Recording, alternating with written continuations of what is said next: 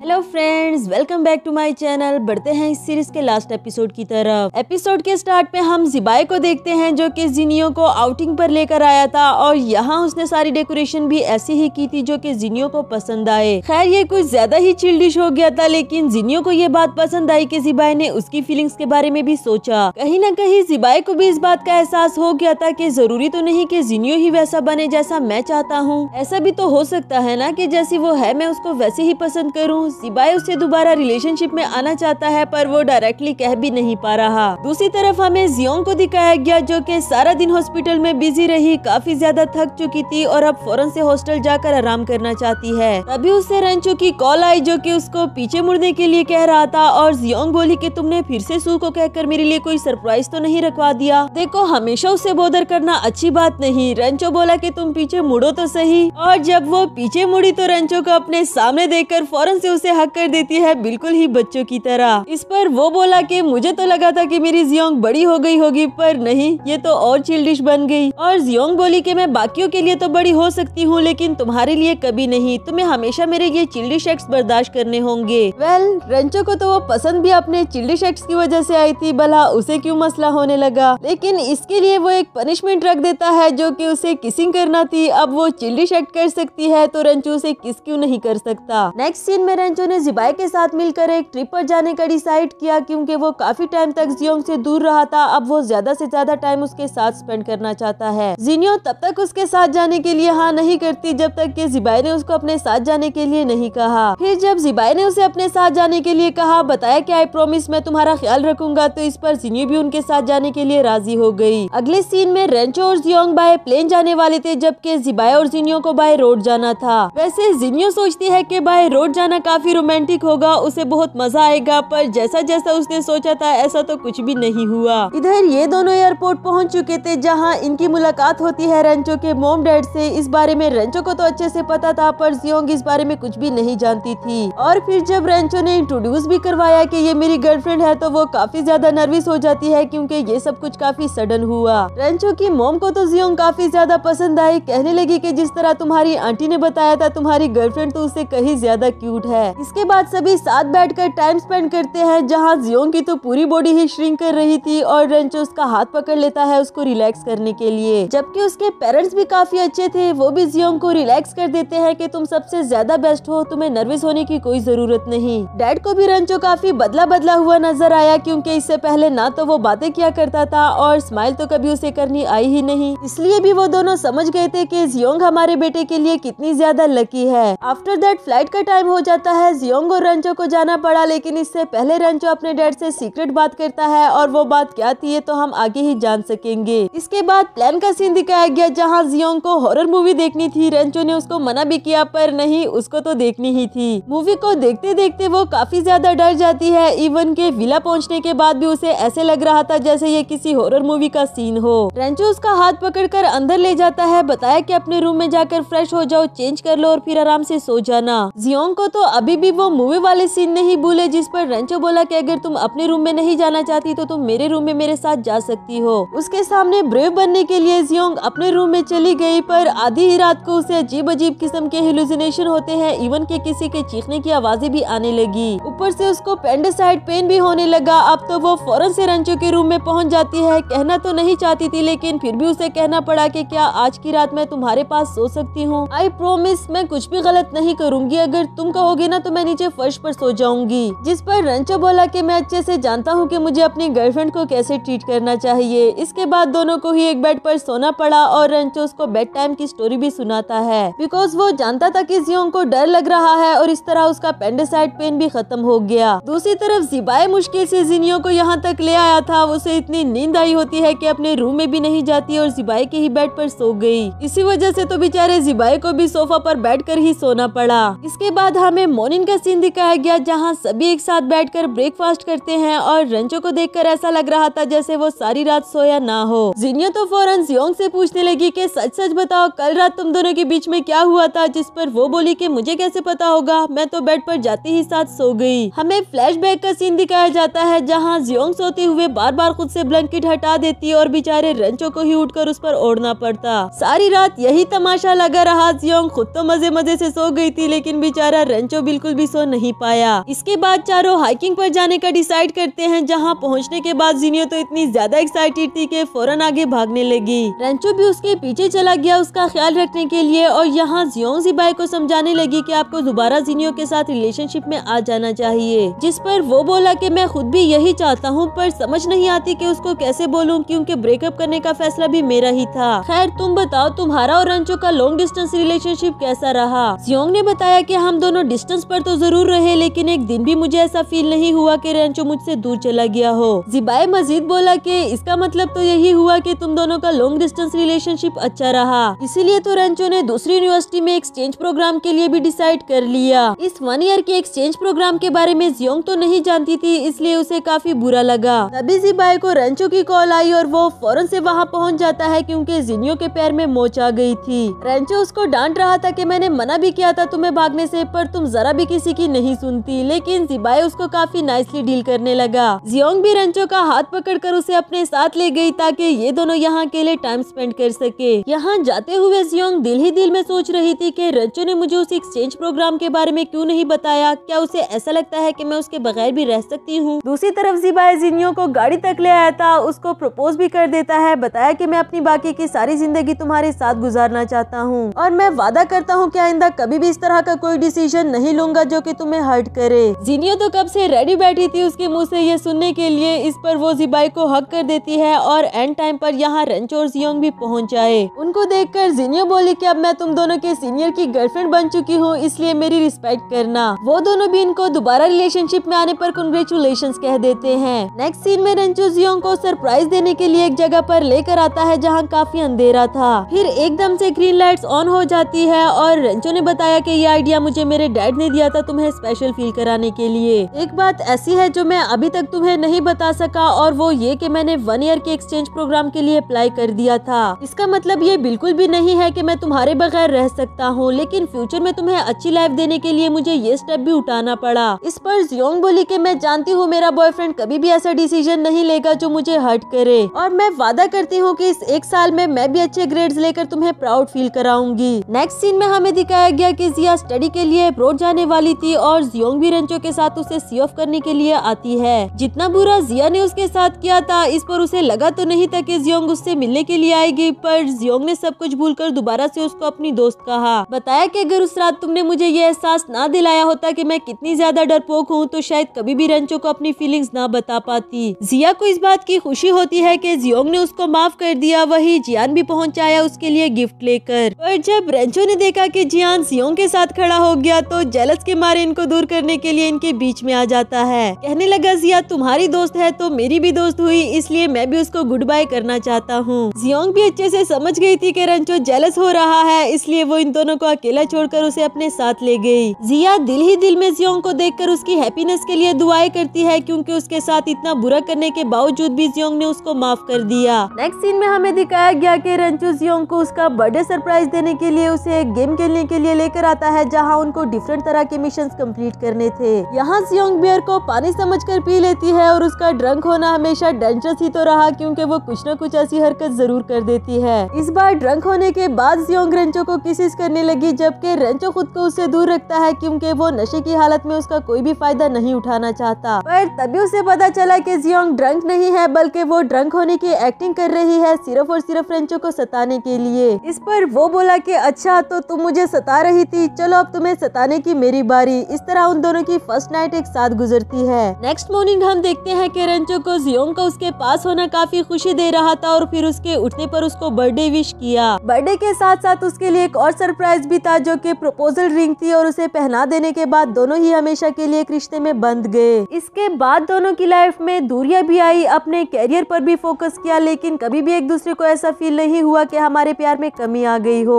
तो गाइज, इसी के साथ हमारी इस सीरीज की भी हैप्पी एंडिंग होती है।